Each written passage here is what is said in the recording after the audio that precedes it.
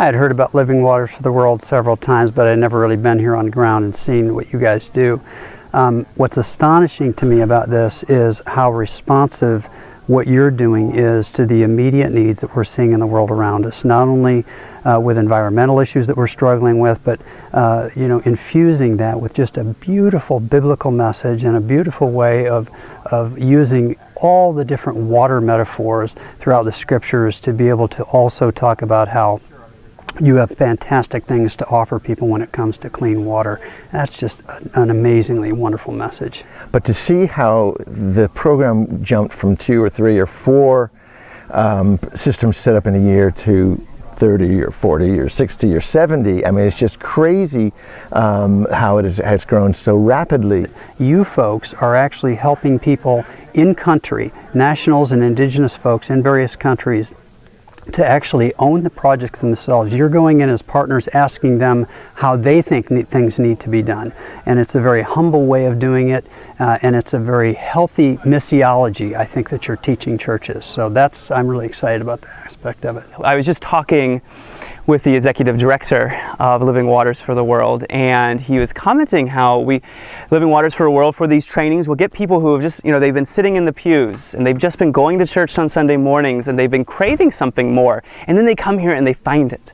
They find something that is energizing and that really enables them to put their faith into action. And what's so powerful about this is that as we see churches moving more and more in the direction of wanting to do ministry themselves, mission themselves, they don't want to do it by proxy. This is an amazing way for churches to get very directly involved in all different aspects of this. Not only the actual setting up of the hardware for clean water for people, but the Christian education from children all the way to adults, to the issues regarding health. I mean, just one issue after the next that I think churches can get involved in a very hands-on way and in a very meaningful way. And if we keep doing church as the way we have been for some time, there's a risk that we're not going to have those people warming seats anymore. But what Living Waters for the World is doing is precisely what I think could revolutionize and remind the church about what it's really about. It's not hard to see how so many people have joined in, gotten involved, gotten engaged, and that this is growing, just mushrooming so rapidly now because of that. 1,600 people that have been trained in one of those components or another.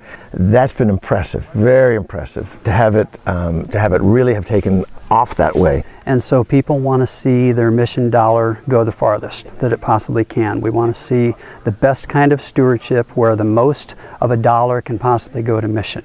And that's one of the things that I love about this ministry. That's one of the things I think that's going to make it attractive to a lot of churches, because it's so effective and it's so pervasive and broad in how far it hits and reaches people, not just in terms of giving clean water, but also in terms of giving them a phenomenal biblical message behind it, a phenomenal witness of justice and care for creation and all of these other aspects. So I think this is going to be a really key thing. I think Living Waters has a very bright future for our church.